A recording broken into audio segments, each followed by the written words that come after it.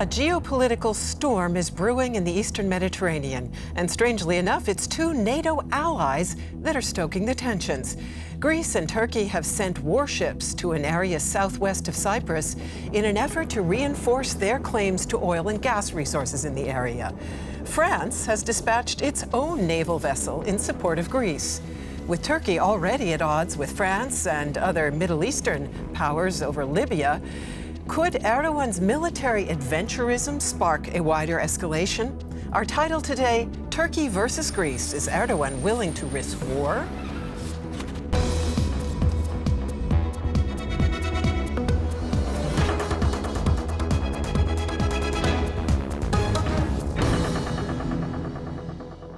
Hello and welcome to the Point. And here are our guests. Galip Dalay is an expert on Turkish foreign policy and a fellow at the Robert Bosch Academy in Berlin. And he says in this conflict, Greece is using the language of international law and European solidarity, and Turkey is using the language of fair sharing of Mediterranean resources and coercive diplomacy. It's also a pleasure to welcome Cagri Özdemir. He works for Deutsche Welle, and he is convinced that unlike Turkey's adventurous regional ambitions in recent years, its foreign policy regarding the Eastern Mediterranean is following its traditional line. And we're also very glad to have with us Yasemin Ergin. She is a freelance journalist from Hamburg who works mainly with the ARD network. She says Erdogan's hardline approach in the Eastern Mediterranean is part of his symbolic politics with which he tries to distract from domestic problems. In the current conflict, he's taking this strategy too far. So let me start out with you, Chara, and get your take on how combustible this situation really is. In mid-August, Greek and Turkish warships actually collided in the Eastern Mediterranean. We're hearing some pretty martial rhetoric, and some experts are saying this, in fact, is the highest level of tension we have seen between these two countries since 1974. Would you see it that way? The way that you put it as combustible, I think is a way to use it. And Turkey, in the past, when it comes to the matters regarding the Aegean Sea and the Mediterranean, never had a second thought about engaging with Greece if the use of force is necessary. So we've seen that, as you pointed out in Cyprus, that everybody thought that Turkey was bluffing regarding that. And we've seen that almost two countries at the brink of war in 1996, when there was this almost military escalation between the two countries over a small landmass, a small islet on the Aegean Sea. And right now we're seeing a repeat of that. And if we look at the Turkish foreign policy regarding the maritime matters over the area, Turkey never changed its stance over that. And since it doesn't recognize the UN Convention on the Sea of Law, which Greece is a part of it and Turkey is not, and this is escalating the situation because of the maritime borders and territorial waters and where do you draw the lines. So Turkey always said that it's an act of war if Greece goes beyond the line, because basically what Greece is claiming by extending its territorial waters is to kind of corner Turkey over a point, and Turkey just is not willing to accept that and is willing to use of force if necessary. I don't think a war, but like a battle maybe. So, Yasemin, we're hearing this is part of a long-standing pattern, is what Chara is telling us. Would you say it's more explosive than past incidents in that pattern? In relation to Greece, it is more explosive than Erdogan's policy and his rhetoric has been. Is it more explosive when we look at the bigger picture of Turkey's foreign policy? It's certainly more dangerous. It's unprecedented because he's risking two NATO allies going to war. Does he really mean it? I'm not sure. I don't think Turkey actually wants war. I think Turkey knows very well that international mediation will step in. Turkey knows that the EU will make efforts, that Germany will make efforts, that the US, even though they have their own issues at the moment, will also not want this conflict. So I think Erdogan is using his aggressive rhetorics because it always helps him domestically, but at the same time, he is relying on international diplomacy. As we can see, while Erdogan is using aggressive rhetorics, his foreign minister has expressed at the same time that Turkey is ready for negotiations. So let me come back, Galip Dalay, to what you said in your opening statement about the language of international law and fair sharing of Mediterranean resources. As we heard there from Cagri, both sides citing international maritime law, law of the sea, and so on. Turkey says Greece is manipulating international law to hem Turkey's right to oil and gas resources in the Mediterranean to a very small corner of the Gulf of Antalya. But is that even possible? Isn't international law clear on this point? No, it's not clear. Like, on the one hand, yes, it is clear, but like international law is also like open to interpretation and different interpretations. So in this regard, the language that is both sides are using are still having its reference from the international law, but with different reference points. For instance, like, Turkey argues that it is the mainland, not the island, that can have the territorial water, that can have the economic exclusive zone. I mean, yes, within the international law of Exclusive 1982. economic zone being the area, of course, where a country could then explore for oil and gas. Exactly. So given the fact that Greece has like a very large number of the islands in Mediterranean, I mean, I think it's as high as over 1,000 islands. So if everyone claims the exclusive economic zones, that effectively means that Turkey is very much, confined to the Gulf of Antalya. And then from the Turkish perspective, this is akin to maritime blockade in a sense, like, that you have like a very limited area. So in this regard, this policy actually has much more continuity from Turkey's side than many things. Let's not forget, it was the Turkish parliament in 1995 that declared that if Greece is going to increase the maritime water from 6 miles to 12 miles, that will be like a cause for war. So in this regard, this policy has more continuity, and both of them have like reference point to a different form of legitimacy. And here you are right now, you see the conflicting, different claim of legitimacy and different idea of what the sharing of the resources should be. So, Chara, let me ask you this. Maritime boundary disputes are hardly a new thing in the Eastern Mediterranean, as you pointed out.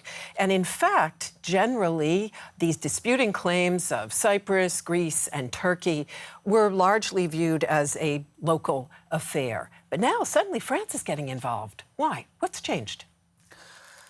I think it has two reasons. One, it could be, and the way I see it, it's a way of showing solidarity within the European Union. And Emmanuel Macron has been pursuing an active foreign policy in the Middle East recently.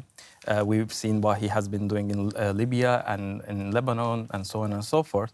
So it's, on the one hand, some sort of act of solidarity to support Greece, and on the other hand, I think the second point is that to somehow perhaps show Erdogan that you cannot go that far. Like you're thinking that Greece is maybe, a small bite for you, but we're standing behind Greece, so you cannot go that far. Yes, I mean, to be honest, with oil and gas prices way down at the moment, investors backing out of fossil fuel resources, it seems like a strange time to make so much of a fuss over these resources. Yeah, it is a strange time. It's actually one of the peculiarities of this conflict that no one really talks about. That, I mean, some experts talk about it, is that we are actually at a time in history when we shouldn't compete over fossil resources, fossil energy, but we should compete and discuss how to step out of them. And as you say, it's very expensive and probably not profitable. We don't know yet how profitable it will be to actually drill for these gas reserves in the Eastern Mediterranean. Another point is that when we look at the very complicated legal world of maritime law, in truth, and you just explained it, Turkey's point is not so bad here. Turkey's situation is not so bad. So if this issue went to, for example, an independent international institution or a court of arbitration, Greece wouldn't manage to pull off their maximum demands because, yes, like this idea that every small little Greek island can declare its own economical zone, that probably wouldn't, an international court probably wouldn't agree with that and would agree with Turkey's point here. So in reality, it's not so necessary for Erdogan to be as aggressive as he is. He could also step back and rely on international law, which obviously he's not willing to do, and he's never really been interested in. Which, of course, underlines the point you made about symbolic politics. Galip? Well, just, one thing. Definitely we're talking about the energy as the most topical topic. But this issue is not about the energy. It's about different form of the sovereignty, and it's about the geopolitical competition. The fact that you have a country like UAE, which has no border to Eastern Mediterranean, are right now, doing drilling with Greece, does indicate how much it is a geopolitical competition in that. And this is primarily the reason that France is in the game as well, too.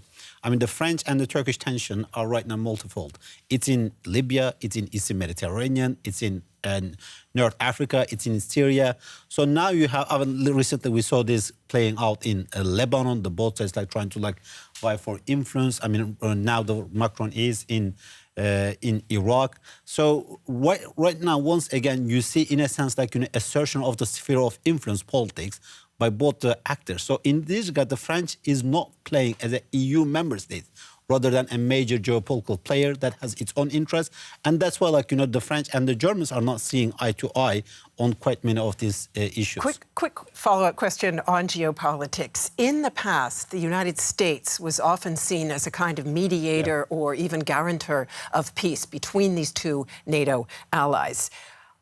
Is the reason that this is flaring up also because of the vacuum left by the fact that the Trump administration is no longer willing to act as world policeman? Well, surely the fact that there is right now a vacuum that left by the U.S. and has not been filled by anyone else is one true reason that you see these geopolitical rivalries becoming much more, in a sense, dangerous. You see this in the Middle East, you see this in Eastern Mediterranean, you saw this in Libya as well too. The Germany is trying to play the role of the mediation, and I think to some extent they did have some progress. But in the end, I think it will be still the U.S. the end of the day that will step in, that just push, or at least, because at this stage, a conflict is unlikely, but not unthinkable. Let me ask Çağrı, let's say this did come to an outright conflict. Would Greece even stand a chance against Turkey's extremely powerful military? I'm not a military expert, and I don't think it will boil down to a total war between the two countries where everybody's mobilized. So it will, if even it escalates into some sort of a conflict, I think it will be stopped straight away by the international powers, and then the sides will be forced to return to the negotiation table as a result of that. So I don't imagine a full-scale conflict between the two countries under any circumstances.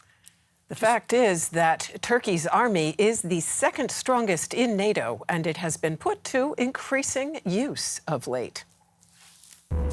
In October 2019, Turkish armed forces launched an offensive into neighboring Syria, but failed to achieve their ultimate objective, ousting dictator Bashar al-Assad in favor of a radical Muslim government. Turkish soldiers have also been involved in Libya's internal fighting on the side of the government.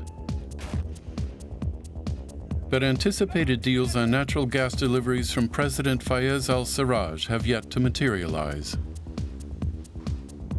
This may have prompted Turkish President Erdogan to refocus his foreign policy efforts on the Eastern Mediterranean and its potentially vast natural gas reserves.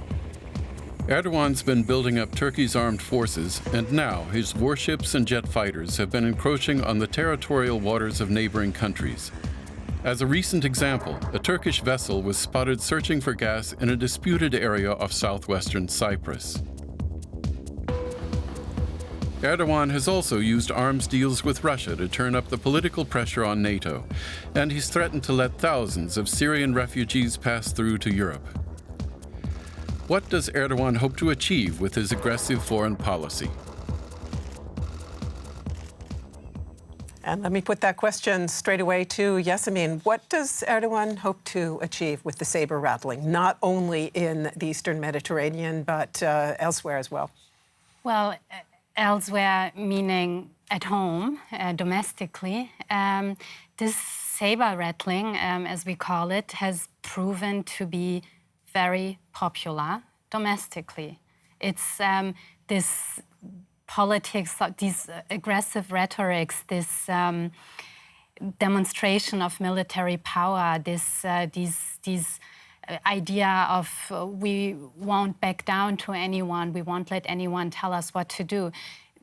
This is popular with his followers, with large parts of the Turkish population, and Erdogan's past experiences have proven that even when casualties are happening, as in northern Syria, for example, where Turkish soldiers are dying regularly, that still doesn't change the fact that these kinds of initiatives are popular in Turkey because it taps into nationalist sentiments, it taps into this idea of being a victim to international powers. So, and Erdogan does need a boost of popularity because he's in a very difficult position at home. We'll come back to that in just a moment. But let me ask you this, Çağrı. You say Erdogan's been following a traditional course in the Eastern Mediterranean, but what about in Syria and in Libya? Is the expansionism something different there? The main rhetoric that the Turkish government and Erdogan is using regarding Syria and Libya is, let me focus on Syria first. It was never about an expansionist idea. I'm just reflecting the official discourse, of course. It was more of a security issue that I could agree to an extent. So in that sense, when there is a war happening at your border, and if you have like 4 million refugees in your country that you had to take in, the dangerous situation, the conflict situation going on over there is naturally affecting Turkey's stance regarding Syria. So that operation could be seen to an extent within that perspective. When it comes to Libya, that's a whole another story, but let me say that, as Galip was pointing out earlier, it's a matter of geopolitical influence in the region, and Turkey has been pushing for it slightly in different geographies, and sometimes it's getting what it wants, sometimes it's not as successful as it hopes. Let's talk a little bit about the European role in all of this, Galip, because as all of you have mentioned, Europe has tried to mediate to some degree, particularly Angela Merkel, because Germany does now have the European Union's rotating presidency. How effective has that been? And does Europe face, in some ways, conflicting loyalties by virtue of the fact that Greece is not only a NATO ally, but also a member of the EU, whereas Turkey, of course, is only a NATO ally? Well, I mean, Germany tried to do like a service in Libya and also in Eastern Mediterranean as well too. I mean, Germany was the country that held the international conference on Libya as well too, and unfortunately it hasn't produced much. One of the major reasons for this is that it hasn't produced much because you have an European proxy war taking place in Libya as well too, between France and Italy. So in a sense, like, you know, we usually think of the proxy war in the form of the Middle Eastern powers, but like in Libya you have like basically France and Italy supporting different sides. Like the Italian position is much closer to the Turkish position. The French position was like, you know, basically in line with Egypt and United Arab Emirates, and like, you know, in support of the warlord Khalifa Haftar. In Eastern Mediterranean, I think the prospect for some form of success is higher for a very simple reason. We are not talking about the European neighborhood. We are talking about Europe. So a conflict not in European neighborhood, a conflict within the Europe. Because right now, once again, you have 3 European countries that has been deeply involved, France, Cyprus, and Greece, but also Turkey, which is a NATO member, but at the same time, still officially an EU candidate, even though it's going nowhere. So in a sense, if the trouble is, if Germany plays the role of an EU member rather than a mediator, then it will have less influence to bring the sides to the table because it will be part of the trouble. So I think in this regard, a fair mediator role is a great service that Germany can do, particularly given the fact right now there is a void left by the US and no one is going to step in. So very briefly, if you would, sanctions. A lot of talk right now about possibly imposing sanctions on Turkey. Would that work? Would they be effective? And do you think it'll happen? Briefly. Well, I think it's unlikely to happen, but even if it happens, it will not change the behavior of Turkey. If anything, Turkey will just basically double down on its current strategy. Yasemin, let me ask you this. We just heard from Galip once more about the enormous long-running ambivalence that the European Union has had about moving forward on any form of accession membership for Turkey. Has that pushed Turkey into this confrontational stance, essentially pushed Turkey out of the Western orbit? The very short answer is yes, it has done so for a very long time, because for the past decade or probably even longer, no one in Turkey believes still that the European Union has any interest in accepting them. So they lost interest in that a long time ago, I would say, politically, but also in the minds of the people. Let us take a very quick look at the domestic situation in Turkey. Erdogan and his AKP party have engaged in severe repression at home, particularly when confronted with perceived threats. After the failed coup attempt against him in July 2016, President Erdogan had tens of thousands of dissidents arrested and declared terrorists. Also detained were 170 domestic and foreign journalists like Deniz Yücel, a German citizen who was imprisoned without charges for an entire year. Erdogan almost seems to antagonize Europe and the West deliberately. His AKP is considering leaving an international convention for combating violence against women, as well as lifting penalties on sexual abuse of underage girls if a marriage results. In July, he had the Hagia Sophia in Istanbul converted back to a functioning mosque. At one time, it was Christendom's largest church and for decades a museum.